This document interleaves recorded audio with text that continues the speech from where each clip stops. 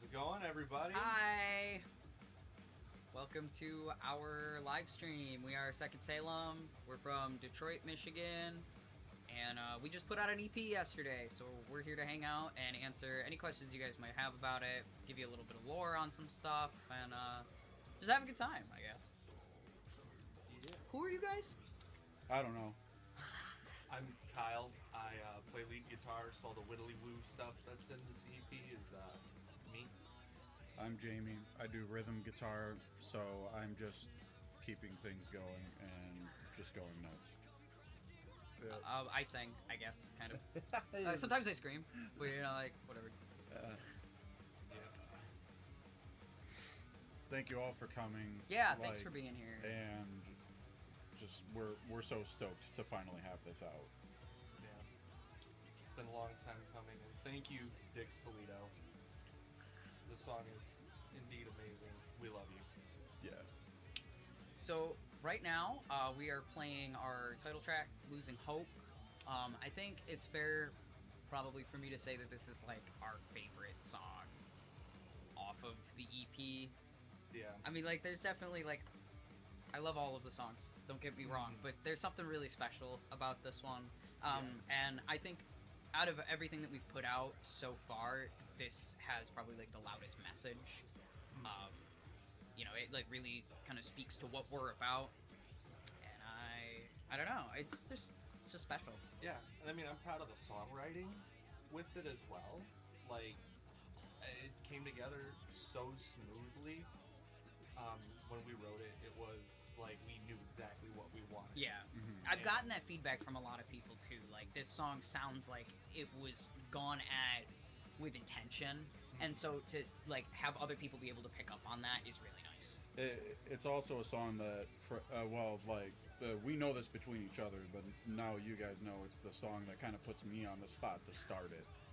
So that, You do great every time. Yeah, and it's just it's like a lot of the I would say like the rest of the songs on the EP is pretty much reworkings of really old material, whereas this one is like us. Yeah, Like it was me the first coming song into that it. we made with like the brand new lineup instead of like taking old material and reworking it. Yeah. Yeah. Thank you, Chicken Head. I'm so excited to get this out to you guys. It's been a labor of love, really, Yeah. and a labor of hate. Yeah. We won't get Tears. into that, but Many Yeah. tears, bleeding, Yeah, lot, yeah. not just from getting hurt from our instruments, but Yeah. how sometimes dark is this live stream gonna get? Holy shit! I don't know. The lighting's pretty good. Unfortunately, Chicken Shout Head, out to there Tommy. is no BTS recording stuff like there was with the Georgia tapes, because everything was essentially home recorded.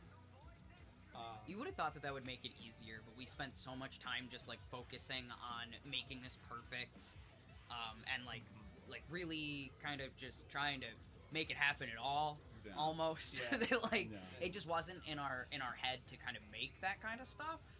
But it is something that I would like to do more of going forward, and we're gonna do our best to be way more active on social media, especially with like TikTok and stuff.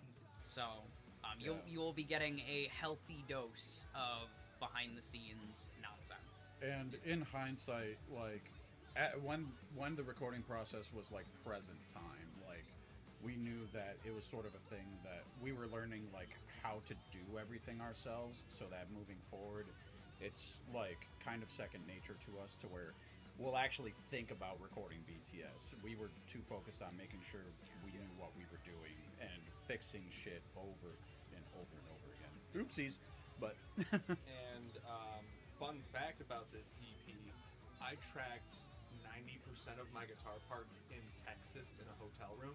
I remember that. Yeah, while I was on the road for work. yep. So if that Dedication. if that opens the veil to how crazy the process was. Yeah. Kyle would record in Texas, bringing the very basis of the track, and then we were adding to it afterwards from Detroit. It was all done like quite in the air. Like it was nuts. Mhm.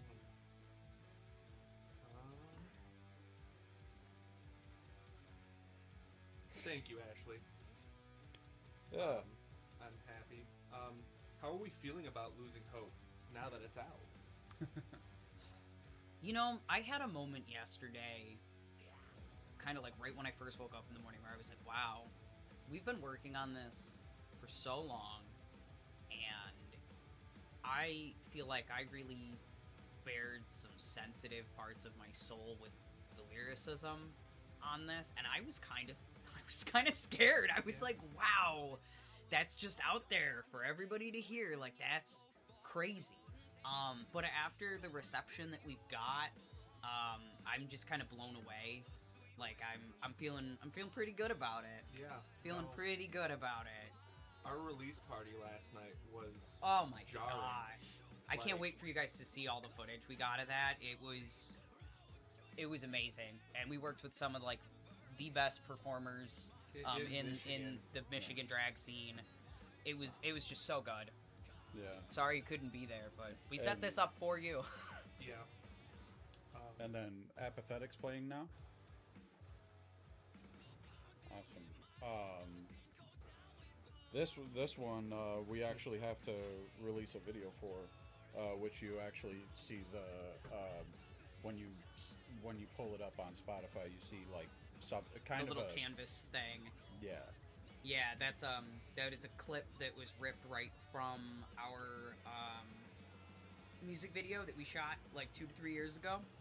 That we are slowly but surely working on, and we'll get out to you guys as soon as possible. But there is like a legitimate music video for this one. We worked with B-Sides Media in Detroit. Shot it at City Club. Rest in peace. But it's really cool. I think you guys are really gonna dig it. Mhm. Yeah. It's good stuff. Part 2. Apathetic was actually the first Second Salem song that was ever written. I wrote the lyrics when I first moved to Michigan, like as I was traveling there by car during a thunderstorm. Something just kind of came to me, and I was like, oh wow, I can do something with that. I gotta write that down. So I did. And then I met Kyle, and when we first started the band, it was literally the first thing that we ever created from scratch, outside of like practicing covers and like trying to, figure out what we wanted to do sonically.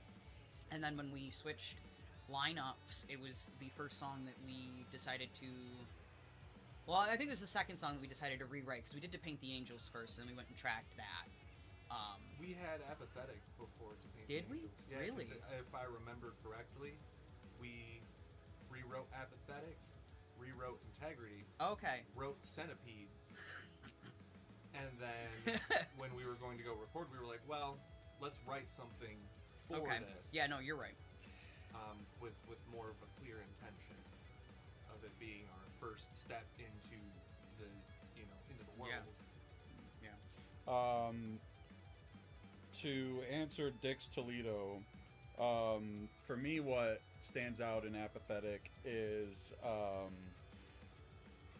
like sort of the phrases right before the chorus, because like during that I have a bit of stage work I do for that, and then of course also the solo of the song is something that sticks out for me, and I always try to highlight Kyle for that. Like I turn away from the crowd for the solo and just kind of hang out with Jay.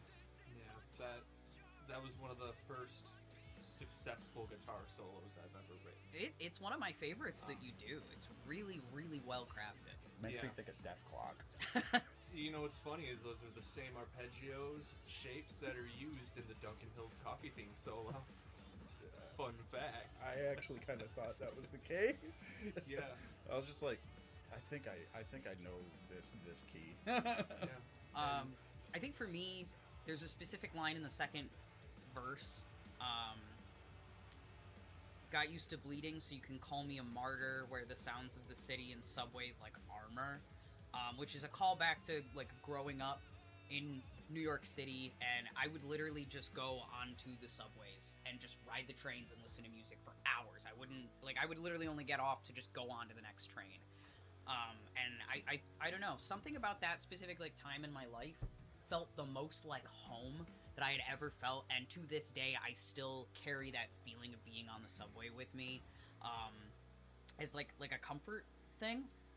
But it does feel like armor, like it comes out on stage like that. I feel powerful with that. Yeah.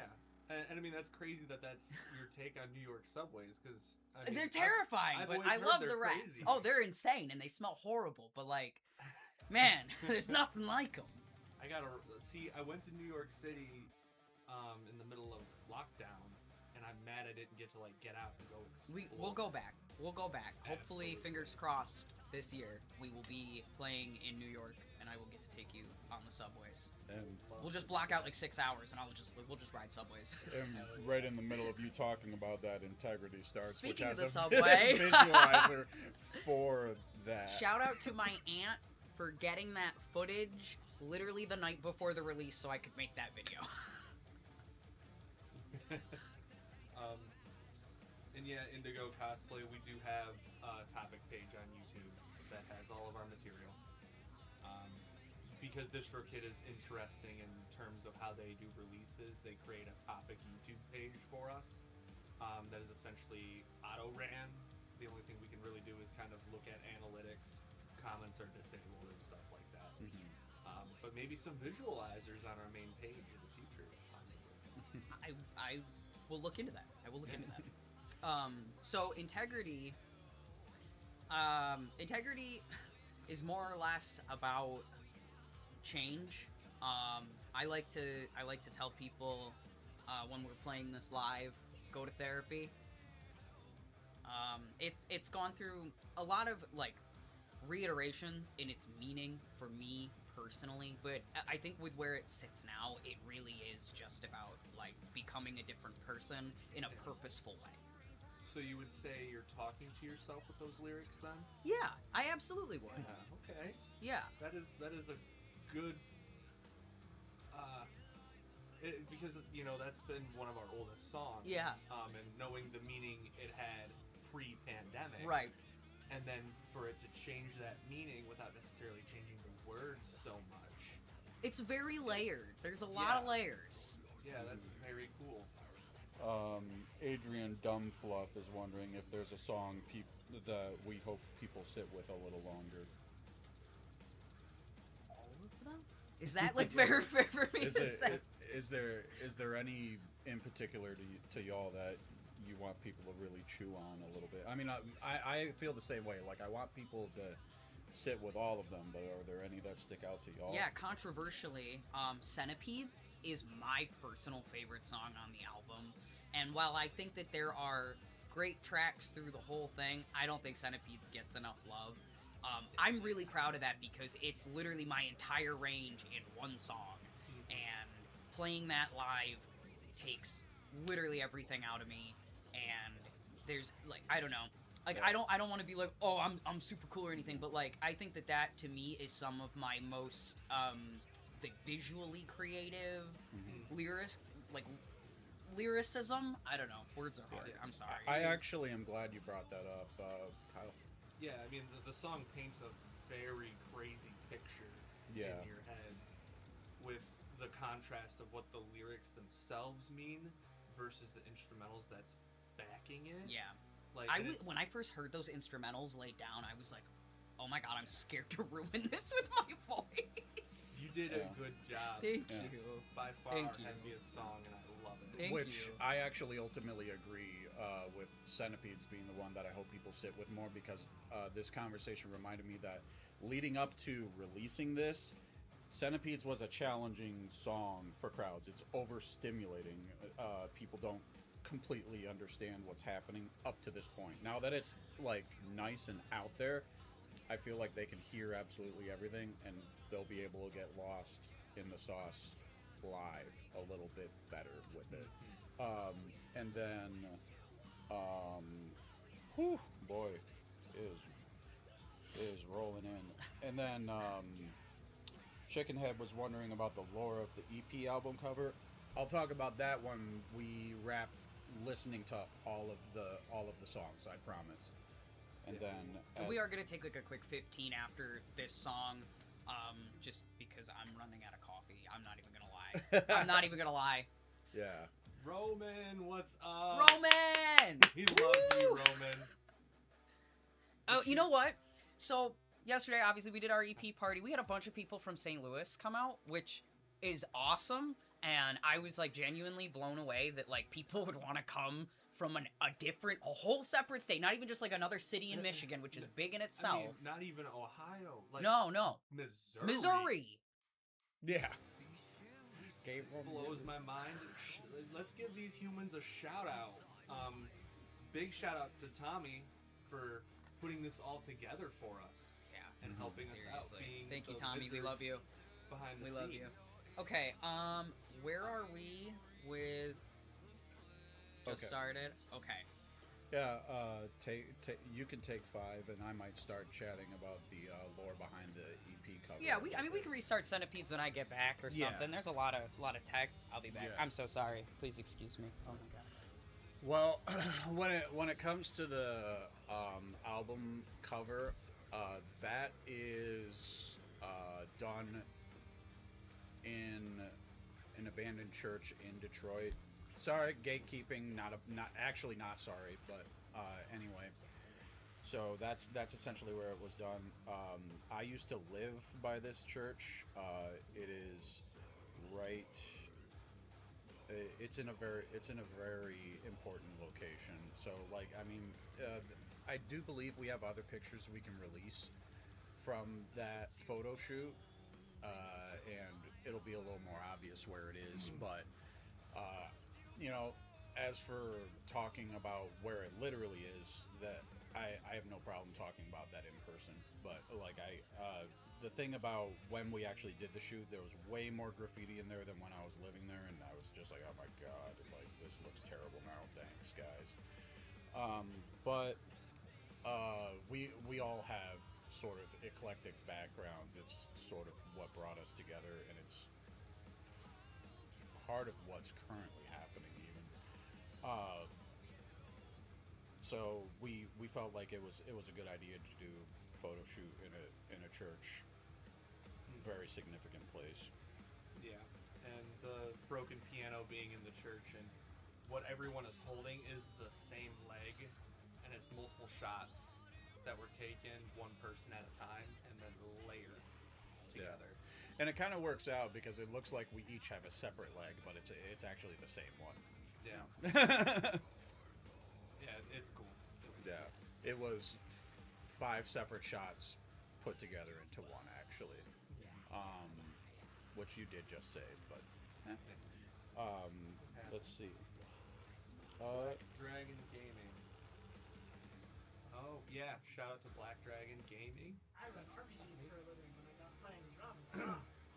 That's what's up. I'm the invisible voice. And then God, is that you? No. you got a shout out from Flint, from Wes and his drums. Oh hell yeah! What is up, Wes? What are you thinking of the EP so far, Wes? Hi, Wes. And let's see. Yes, Talon, we will release lyric videos for at least some of them. I couldn't tell you if we're doing the whole shebang or not. TBD. I meant to do that. That was great.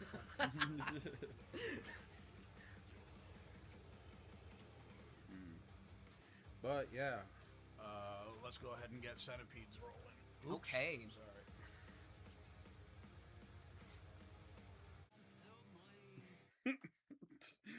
Dix Toledo spreading the love of Second Salem all around. Yes, by all means. So, some fun songwriting lore with this particular song. Some of the shapes, especially with the first bridge, I came up with it while messing around with Black Sabbath's Iron Man. Really? Yes. I didn't know that. Yep. I'm learning so much.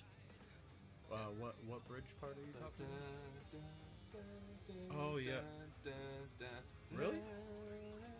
Yeah. That's from messing around with Iron Man? Yeah. It's because I was just kind of messing I- around with the key it was in, and I'm like, ooh, nasty. That sounds like such a stretch. Is that like the Wesley? Yes. Wow. Hi, man. How you doing?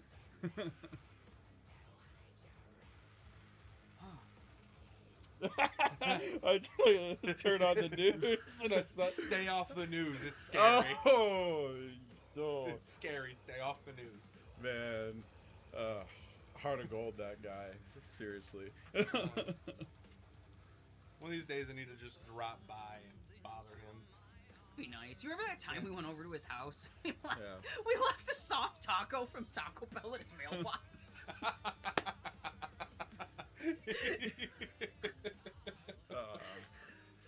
But- Some of the early memories. Yeah. Making shirts by hand in his kitchen. Oh God!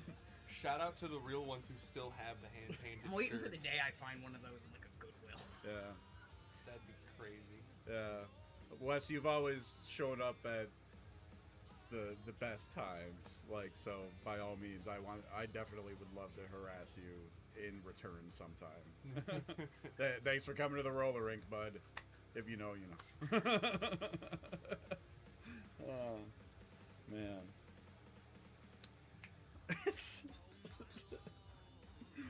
Oh, man. I'm dying. I do remember that. I do remember Oh, that. the I think best about them tamales often. Of my life. Yeah. But yeah, just to reiterate, if you guys have any questions about the songs or anything, people have been asking a lot of stuff, and I can't really see the chat, but like, Yeah, yeah. I will be on and on it. Mm-hmm. And there's even I really like where we drop out in this song as well. The harpsichord is one of my favorite things, and I am so glad that I pushed for that. It works out extremely well. Recurring themes of images across the songs that feel intentional in hindsight.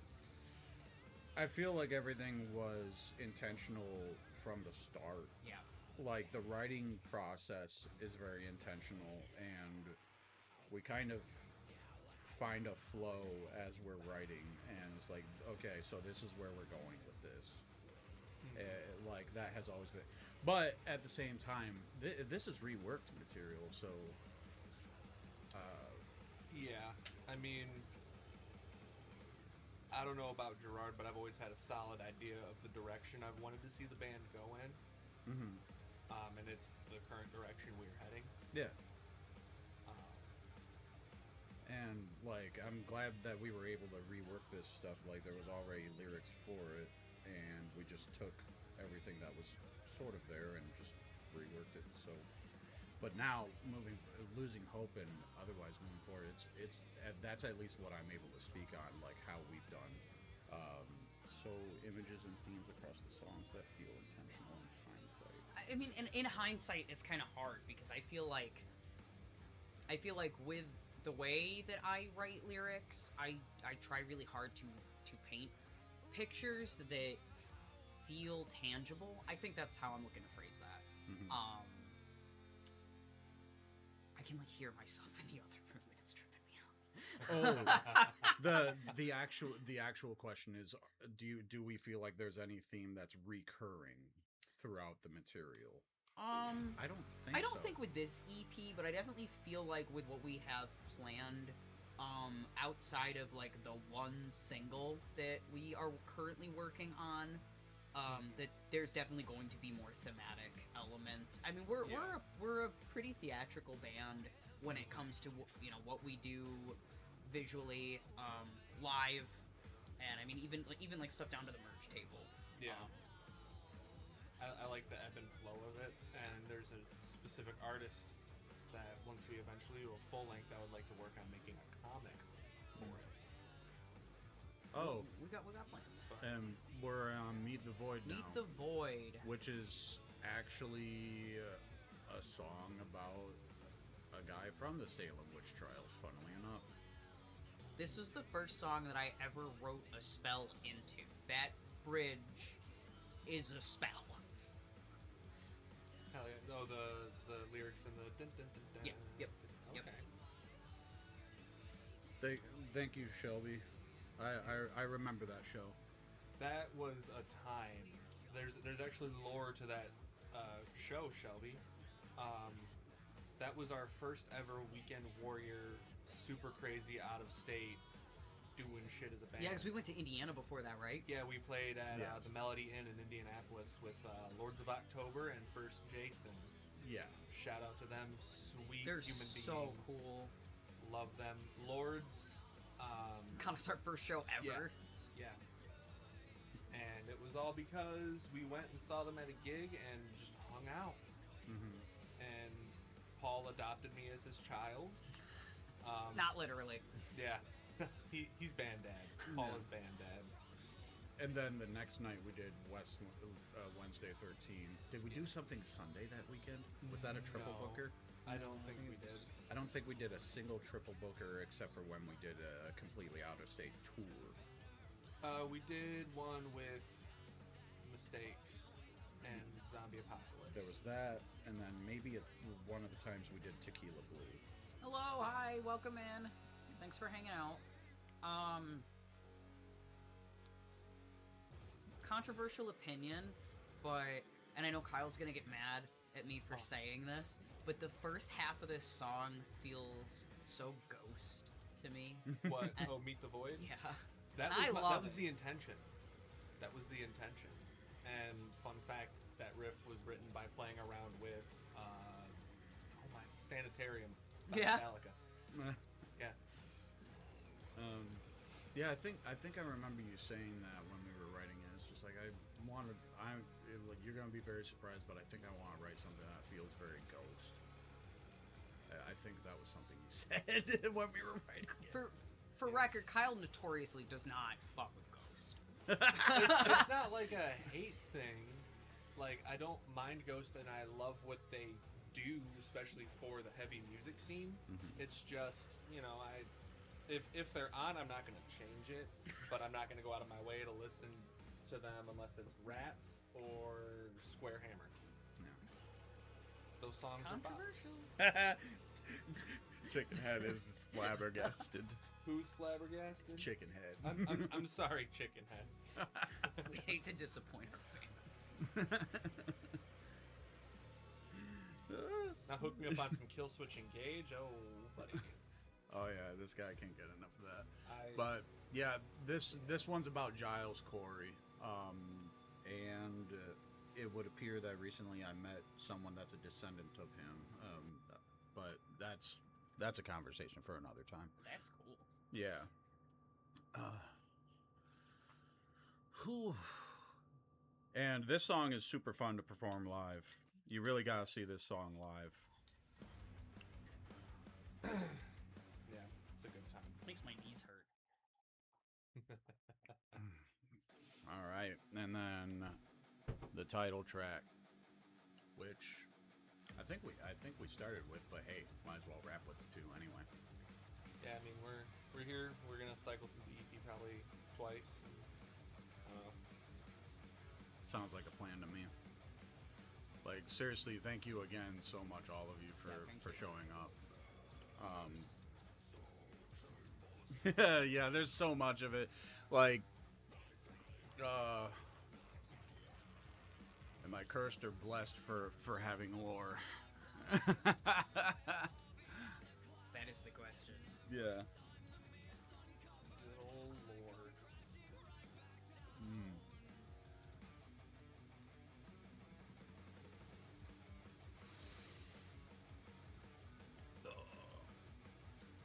So, any fun tour stories that stick out for anyone? Well, we've been on Just the that road time all that we taped Jay to the floor. That was fun. Yeah. Yeah. That was because he fell asleep on the floor first. So then y'all like outlined him with tape. Dude, homie Like a was crank. like completely straight stiff, arms to his side. I've never face seen down, somebody sleep like that. face down in a corner, but his head was like bent up. And it was like, how is this comfortable, dude? Like, And yeah, somehow, for some reason, someone had some white Scotch tape. And so we outlined him like a dead body. And he didn't move for the longest time. And when he woke up in the morning, he's like, y'all taped an outline of me? I would love to know if anybody in the chat has listened to the EP enough to already have a favorite song. Mm-hmm. Yes. You've heard enough about what we think. What do you think, chat? Are we cooked? Probably a little. Are we cooked, chat? Chickenhead said yes. We're cooked. Losing hope in some. He's like, oh yeah. Approved. Red Bull, sponsor us. Dog, I need to just collect all of the monster guitars already. You have one, right? No, not anymore. So I scored one of the Epiphone Monster Les Pauls off Facebook Marketplace for like $100. It was great. But then I bought a Schecter Damien off of Facebook Marketplace, and it was just the regular platinum version with the EMGs and the Tune-O-Matic bridge. And I loved it so much that I wanted the one with the Floyd Rose and the Sustainiac. So are you going to be selling all your guitars on Facebook Marketplace too then? Huh? No. I took him to Guitar Center and did the trade-in thing. Which, I mean... What's chat saying? I can't see shit. Sorry. Adrian's wondering if there's a moment in this track, Losing Hope, that hits the hardest live, and that would be like essentially when we drop out and then pick up, do the breakdown. For me personally, I even sort of like kind of do some crowd work during that. Yeah, that whole like last bridge before the final chorus.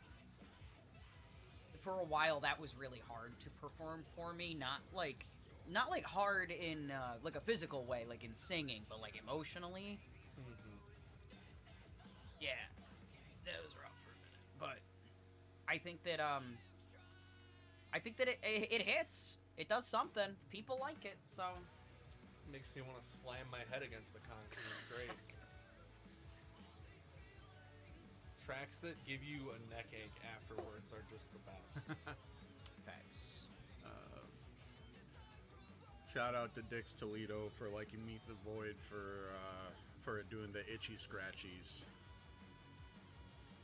Heck yeah. Tommy, do you have a favorite track? I haven't got to a point yet where I'm like listening to everything, and that'll probably come when I'm like alone in my house. For that, I'm interested to hear what your answer to that question is. All over the fucking place and stuff. I didn't realize that's like 7 people. Holy fuck. Yeah. How did you learn to do that? If I can really Okay, so I started like clean singing with musical theater. Like I grew up doing that for years and years and years and years. And I didn't take any lessons. Like it was all just like learning my body essentially, and then relearning my body through taking testosterone completely on my own. And then I started teaching myself screaming. Literally just like in my kitchen recovering from top surgery, like learning how to scream. That's crazy. Yeah, dude. You're supposed to like not be doing that? It was just me and my dog. You started messing with it around that time Yeah, frame? Like yeah. right before I started getting involved? Yeah. I did not know that. That's nuts. Yeah, like very shortly after Jay joined, while I was recovering from top surgery, because I had all that free time, I started teaching myself how to scream. And it's just kind of, it's progressed from there. I haven't really had a lot of help on it. I'm obviously like, you know, other friends that do vocals have given me tips, and I've picked up some things here and there from other musicians that I know, but it was kind of just me. Yeah. Mm-hmm. You learned of the honey bear. The honey bear is your best friend. Truly. I keep one in my car at all times. Yeah. One of our shows that we had played with Autumn Lies Buried was the first time we had opened for them on the Divorce tour, and I saw Kaylin, their vocalist, with the big old Fiji water Yep. and the honey bear Yup. into the water, and I was like, that's so smart. No, I just dude." straight honey bear though. I'm not even gonna lie. Like, yeah. Now, shout out to Autumn Lies Buried, too. Oh, They they- fuck. They're so good. Adrian asks, how did growing up with musical theater shape how you think about vocals now? It's gotta be sonically interesting in order for me to want to sing it, and as long as I enjoy singing it and it feels fun, that's what matters. So that's really the only thing I try to keep in mind, other than, like, being in key when we're writing stuff. Is it fun to sing? Yeah? Cool. Run with it. Is it a bop? Yes or no? Bop it. Thank you, Tommy. Oh man. I can't see chat. I'm sorry. Yeah, I wish I could record it. I feel like Jake asked 1,000 years ago, way in the chat, of the guitarists, what y'all's favorite riff was. Yes. Ooh, that's a great question. For me, my favorite riff is the kind of like, it's used as a bridge riff. It's a recurring riff in Losing Hope. Okay, yeah. It's really Kill Switch Engage meets Bullet for My Valentine. And I wrote that riff initially when I was in a band called Zork. We were doing like a lot of thrash black metal stuff, and I was like, "Hey guys, what do you think of this?" And they were like, "Too metalcore." I'm like, "Fair, I will save it for this later other time." band I'm in. Yeah.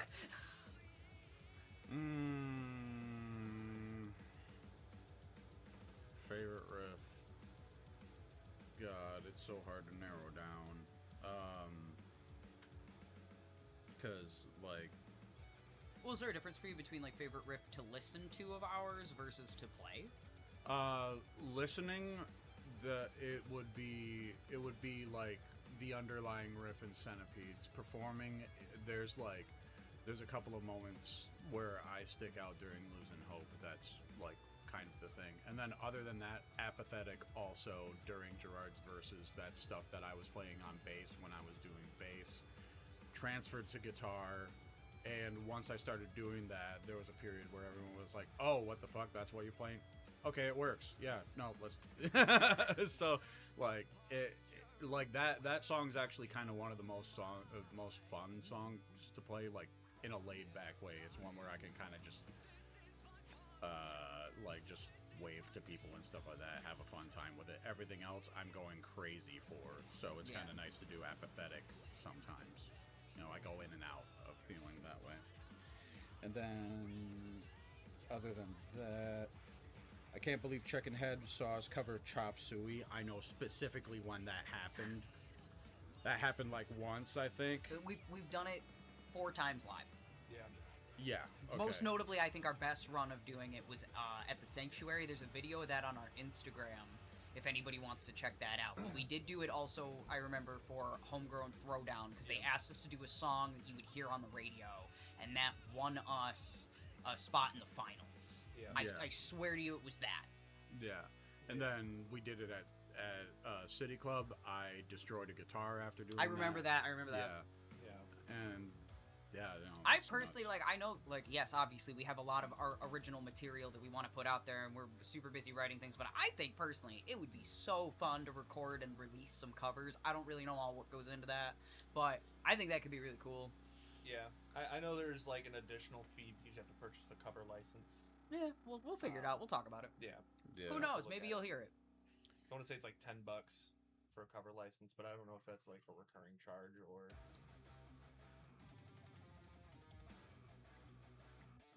Yeah. Yeah, me too, Chicken Head. When I was like 7 years old, BYOB was my favorite song. Okay. So what if you loved the lyrics written but didn't like it sonically? How would you work around it to get a finished product you all enjoy? So one of 2 things would probably happen. Either we would scrap it and save the lyrics, which has happened a few times, or we would try and find lyrics that do fit that sonically and, just kind of move from there.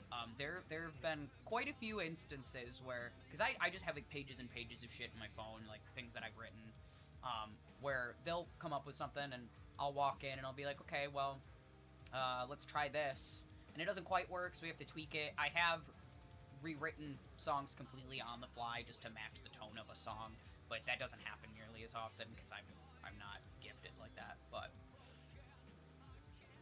Yeah, we have done Wings live, and we almost did a cover show entirely as him. yeah, we have quite a few him songs under our belt. Yeah. I'd have to go knock the rust off them. We did Vampire Heart a few times too live. The Yeah. first time we opened for Vampires Everywhere, we covered Vampire Heart, and that was really fun. And I swear that's the song that made Michael like us. That, speaking of, I want to kind of touch on that a little bit, because you know it's kind of crazy that whenever Vampires Everywhere is in town, they hit us up. Yeah. And they want us to come out. And No, that's they're huge homies. huge. Love them dearly. I listened to them in high school back in the day, and I found them through Motionless in White because Michael was featured on the original album cut of America by Motionless. Yeah. And so, because at the time when I found Motionless, they only had so much material out because I think they only had the 2 EPs and the 2 albums. Yeah. And so I went and found all their homies and like just inhaled that music. And yeah, that was the first time I ever fangirl. Was when I first met Michael. I was like, hi, Michael.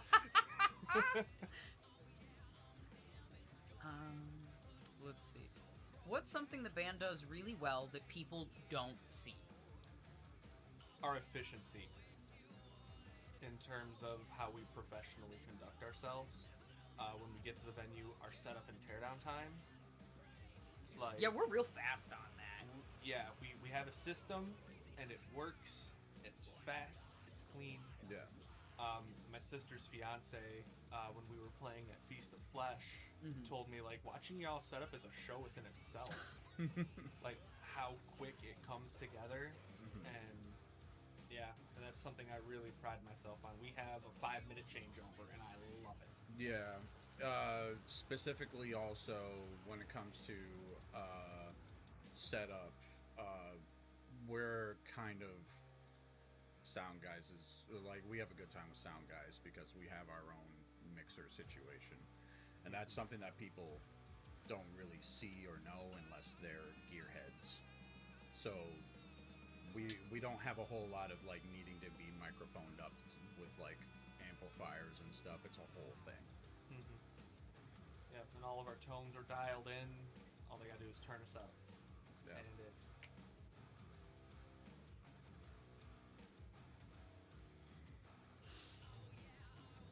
oh yeah, that was a good time actually. That's the show in particular I'm talking about, fangirling. Yeah, they had a bunch of family there because there's 1 or 2 of them that like are kind of local. Michael Rod, the guitar player, is from the area, and fun fact, he's childhood friends with Adam from Black Cloud. Oh, okay. Yeah, I didn't know. Adam told me about that. Yeah. It's so cool.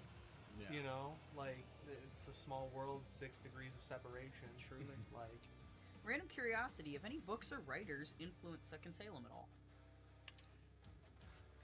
Damien Eccles. Damien Eccles. Yeah. A little bit of Anne Rice. I mean, she's like more of a personal thing for me, but she's definitely influenced my writing style a lot, and like how I kind of like approach emotional topics in such a fluffy and strange way. And I guess you could at a certain point say David Lynch as well on that aspect. But yeah, Damien Eccles.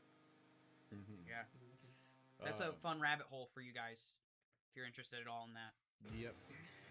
Subscribe to his Patreon. He's got cool stuff on there. Yeah. Not just Damien Eccles as a writer, but like the whole situation involving Oh, as the a West person, yeah. Memphis 3 is a big deal for like how this whole band even got started to begin with. And you know, I guess you could say that ties into the message that we carry with us. Oh, in our 100%. music, for 100%. sure. Yeah. Good stuff. This matcha is so good. Thank you, Adrian, for the matcha. Any influence that may seem... Oh, I can't read that. It may seem weird to some to think that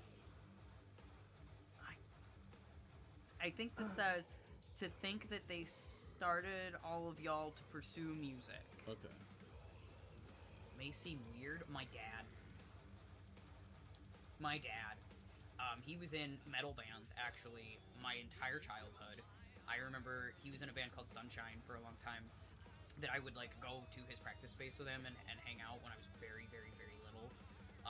And then he was in a project called Jane Dracula for a while. And I actually really loved everything that he wrote. Like, they would play in the basement, same way that we do, and I would just be upstairs, you know, doing my homework, eating my after-school mac and cheese, and it was awesome. And I think, like, you know, that really kind of gave me an insight to what it was like to kind of get a band off of the ground, being able to see that. And as much as he tried to deter me from becoming a musician, like, you know, it happened. I think that I definitely found that initial passion through seeing, you know, my dad use that as an outlet. So, for better or worse, my dad. Me picking up a guitar and listening to what I did definitely threw me into, like, I always wanted to make music and stuff, but I was in a previous performance art project to the point where once you've been doing performance art on stage with, like, literal noise music for about 2 to 5 years straight, once you do that in front of people for a long time, doing something like this not only is it's so much easier, to put it lightly. Yeah. For me, nothing strange pops out. Like, there isn't, because I grew up in a house where everyone was a music lover, but no one was a musician. So I didn't have the insight of what being in a band or anything like that was like. But I grew up, you know, watching music videos on MTV. Like, It's crazy to think that MTV shut down a couple days ago. Yeah, Oof. it's sad for sure, but they did stray off the beaten path a little too hard. But yeah, I mean, I was surrounded by music my whole life from various different genres. Yeah. Like, my grandma was real into, like, country and gospel, and my mom was into grunge, because my mom's an OG grunge chick with the flannel and the crazy hair. And then my dad was, you know, Sabbath and AC/DC. And then when I met my stepdad, he was like, hey bro, here's Slipknot and Lamb of God. Blew my little mind. But I've always had a thing for music, and something deep inside me was like, you're gonna play music one day, whether you like it or not. Yeah, I don't think it's ever felt like a choice. I don't feel like I Yeah. ever woke up and I was like, I want to make music. It was, I need to do this. Dix, we probably will do a haunted-ish sort of tour thing sometime. Honestly, we already have, like, decent ties to different places. We played at Eloise Asylum out. We in, did. You know, We even, did. Long like, time ago. and that's a Detroit mental asylum that is now a haunt. But Did making Losing Hope change how you see yourselves as a band? I think so. Yeah. I mean, like we kind of touched on earlier, it was the first song that we wrote with the majority of our concurrent lineup. yes, And like, it wasn't reworked material, it was all fresh, brand new stuff. So I think that in itself, like, gave us more of a direction, and it kind of helped us understand each other's as musicians better, to be able to move towards something that felt right. Yeah, it was definitely, if you, because the EP, funnily enough, is laid out. The songs are laid out in progression and how, like, when they were written. Is that how Like- you did that? Yeah. Okay, cool. I was actually very curious to know how you decided on the layout for that, because we kind of Yeah. left that up to you. Yeah, because first of all, for vibe factor, start easy, get hard, end in, like, Hey, yeah. the yeah, big boy. You can say that again. But so there's that, and then I also wanted it to kind of be like a showpiece where, you know, it's like, this is where we started, and then with Losing Hope, or not Losing Hope, but Void. Void, that being the most recent song that we have recorded that we've written. I will say, I'll give you guys this. The stuff that we have been working on, way heavier. There's a lot more heavy stuff. Yeah, it's gonna be great. It also might come off like a curveball. Like I feel like this EP was like stuff that was established, and then us finding what we're making currently that you haven't heard yet. Yeah, so absolutely. like we were stepping into it, and now we're kind of there and starting to get even weirder, honestly. Like, and that's actually the biggest reason why we're glad to have this out, because like we want to show you guys newer stuff than what we've been playing for the past 3 years. So we are kind of running a little bit low on time. After this song ends, we're going to take the last couple of questions that we have coming through on the chat, and then we are going to have to get going. But the music will still be around, so please, tell your friends, stream it, check it out. Yeah, I don't know, have fun with it. I remember when I first started doing social media stuff, I would take albums and songs and stuff, and I would do makeup looks based on them, whatever. Show it to your dog. Yeah. I want to know what your dog thinks about the album. Yes. Yeah. We And need to find the person with the cows that like metal. Already on it. yeah. Yes. Already on it. We for our release party last night, we had people drag artists doing numbers to our songs. So by all means, if you know anyone who does that, if they want to challenge themselves with such a thing, we'll always be happy to see other people doing it. Yeah. What do you hope people take away after sitting with the E EP? That we don't suck. Ideally, that would be nice. Yeah. That would be nice. Yeah, it's nice to finally not have to be like, yeah, you got music out there. Yeah, one song. Yeah. Now we got 6. I don't know. I guess I just want people to remember that, it's okay to be yourself. It's okay to be weird. It's okay to have big feelings. And it's okay to take care of you too. It's important to be weird, even. Yeah, dude, we need it right now. Yeah. We need it. Do not be what people consider normal, if you can help it. Yeah. And also, with how long it's taken to get this EP out, don't rush your art. No, No. God, no.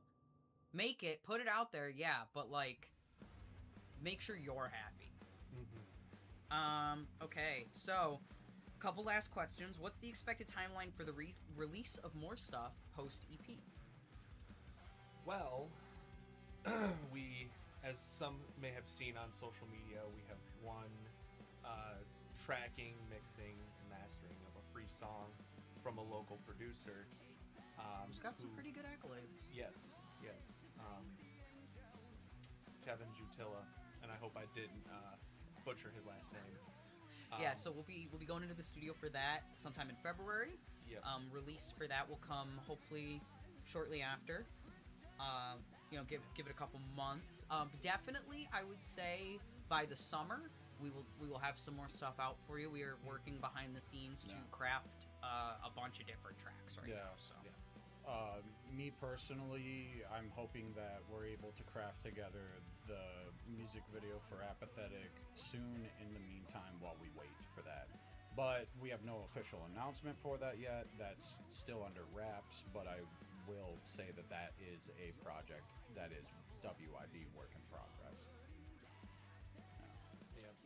Are there any final things you guys would like to say to anybody watching this before we leave?